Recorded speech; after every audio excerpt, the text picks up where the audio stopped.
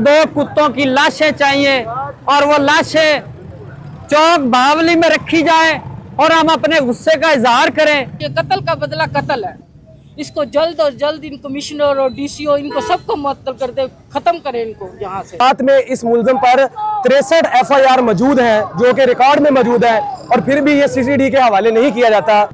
ये ना हो कि हम अगला लाएअमल देने पे मजबूर हो जाएं और हमारा अगला लाएअमल बहुत खतरनाक होगा। मेहरबानी फरमाएं, दहशतगर्दी की दफात लगाएं और उनको CCD के हवाले करें। मैं इतने दिनों के सो नहीं सके हम, मेरा बच्चा तड़प रहा है दुबई में, छुट्टी नहीं मिली उसे आने के लिए, वो कहाँ जाए हम। भावन नगर शहर का चिराग गुल कर दिया इन्होंने, इन्हें शर्म नहीं आती।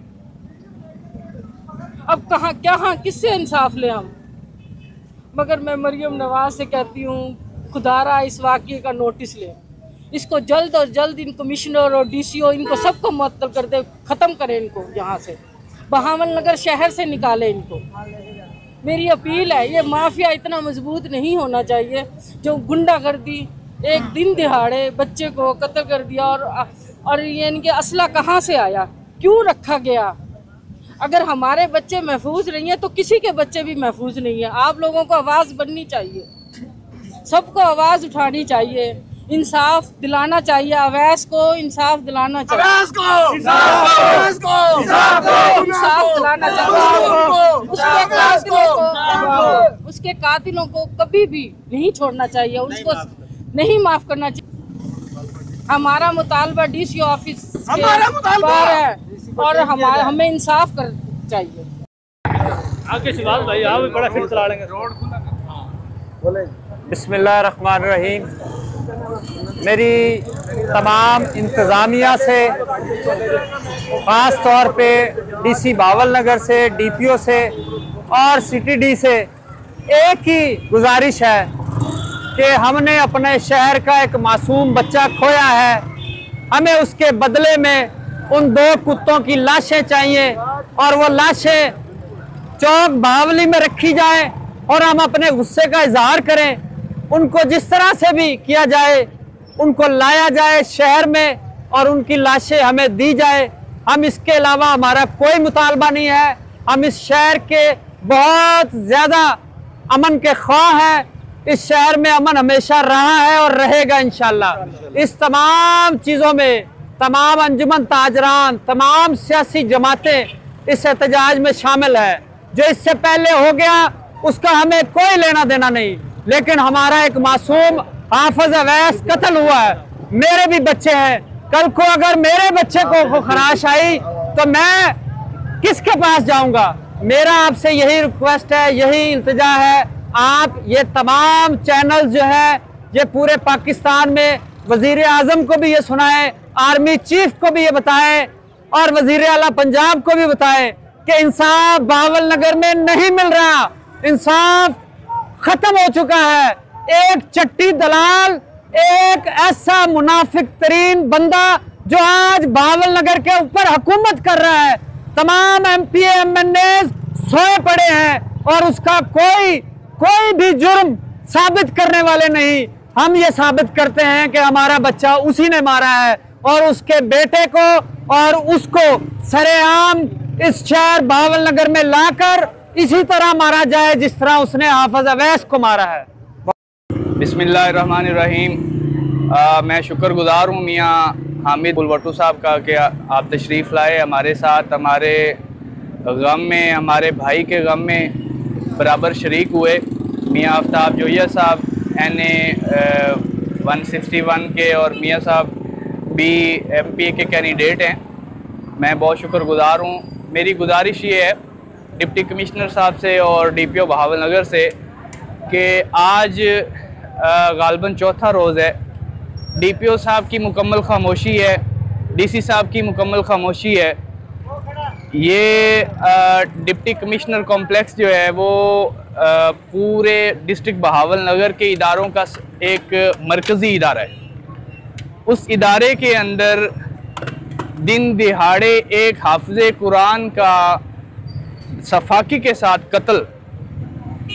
क्या DC साहब की अभी तक कोई स्टेटमेंट नहीं आई, DC साहब की कोई मजम्मत नहीं आई। DC साहब ने ये इस मुकदमे के अंदर खुद स्टेट को जो है वो मुद्दई बनना चाहिए था। इसमें दहशतगर्दी की दफात जो हैं वो क्यों नहीं लगाएंगे? मैं आप दोस्तों की बसातत से डीसी साहब से ये सवाल करता हूँ। डीसी साहब आप बताएं, डीपीओ साहब आप बताएं, आप छोटे छोटे मुल्ज़िमों को सीसीडी के हवाले कर रहे हैं। ये जो कातिल दिन दहाड़े सरकारी इमलाक के अंदर दनाते फिर रहे हैं, सरकारी इमलाक के अंदर डिप्टी कमिश्नर ऑफिस बहावलनगर के अंदर दिन दहाड़े जो सफाक कातिल दनाते हुए दाखिल हुए हैं, आपने अभी तक उनको सीसीडी के हवाले क्यों नहीं किया? क्यों नहीं टेकअप किया सीसीडी ने इस केस को अभी तक? इस केस के अंदर दहशतगर्दी की दफात जो है वो क्यों नहीं लगाएंगे? मैं डीसी साहब से ये गुजारिश कर रहा हूँ कि मेहरबानी फरमाएं, ये हमारे भाई का ना हक कत्ल हुआ है। हम किसी सूरत भी कानून को हाथ में नहीं लेना चाहते। हम कानून का सहारा लेंगे अगर हमें कानून से ना उम्मीदी और हमें इन इदारों से, लॉ इन्फोर्समेंट एजेंसी से हम महसूस करेंगे कि ये हमारे लिए कुछ नहीं कर रहे, फिर हम ये शहर का अमनो अमान का, शहर के जो है इस सूरत हाल का जो रिस्पॉन्सिबल होगा वो डिप्टी कमिश्नर बहावलनगर होगा, डीपीओ साहब होंगे।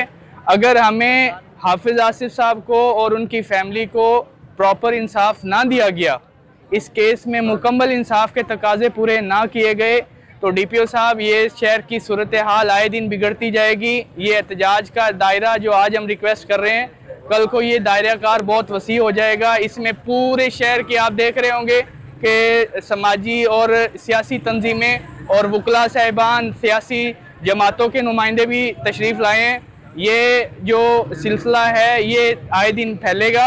मेहरबानी फरमाएं, दहशतगर्दी की दफात लगाएं और उनको सीसीडी के हवाले करें, वरना ये शहर, और मेहरबानी करें कि ये 40 साल से मियाँ साहब, ये 40 साल से ये दंदनाता फिर रहा है। 40 साल से ये लोग माफिया जो है इन्होंने शहर के अमनो अमान को ख़राब किया हुआ है। मेहरबानी फरमाकर जो है इसको कंट्रोल किया जाए, वरना ये शहर जो है हमारा अगर इन जैसे लोगों के हवाले कर दिया जाएगा तो आए दिन यहाँ पे कत्लो गारत मामूल बन जाएगी। बहुत शुक्रिया सर। बड़ी इकट्ठे होने का मकसद ये था कि इस इंसिडेंट को लेकर 3-4 क्वेश्चन रेज होते हैं, वो मैं आपके तवसत से इंतजामिया के सामने रखना चाहूँगा। पहला सवाल ये है कि स्टेट का इदारा डिप्टी कमिश्नर ऑफिस में वेपन्स के साथ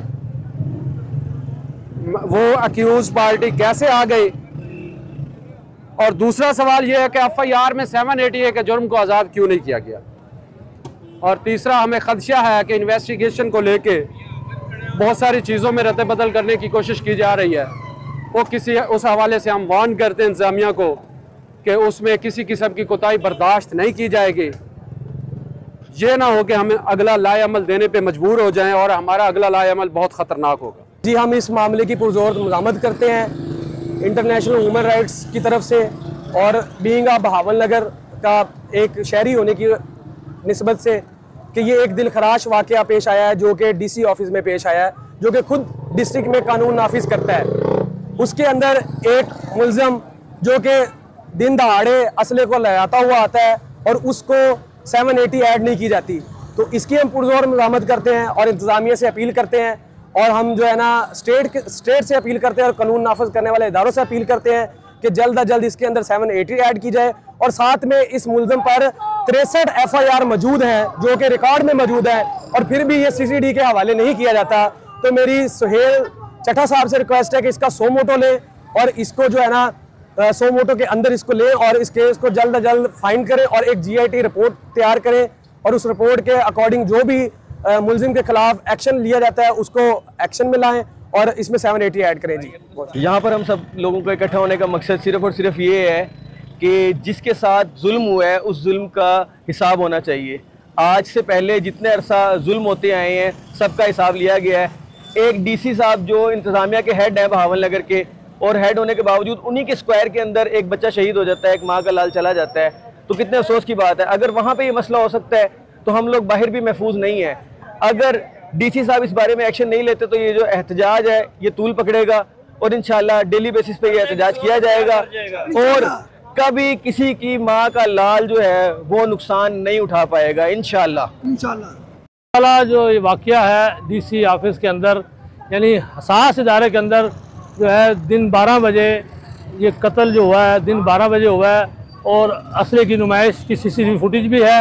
हम मुतालबा करते हैं सुहेल ज़फ़र चट्टा साहब से और ये इंतज़ामिया से, आला हुकाम से भी ये इस मामले की पूरी जो है तहकीक की जाए, इन पर 780A लगाई जाए और CCTV को ये जो मामला है सौंपा जाए और इसके पीछे जो भी किरदार हैं वो सामने खुल के आएँ, उनको लाया जाए। ये यंग अजमन ताजरान और जो है लाया स्टूडेंट और जो है ताजरान सारी शहर के लोग, दुकानदार हज़रात और कॉलेज के स्टूडेंट, ये रहेगा एक जो है ना एहतजाज रहेगा जब तक ये 780A और CCTV इसको नहीं लेती, ये एहतजाज रहेगा, ये बंद होने वाला नहीं है। इंशाल्लाह हड़ताल भी होगी।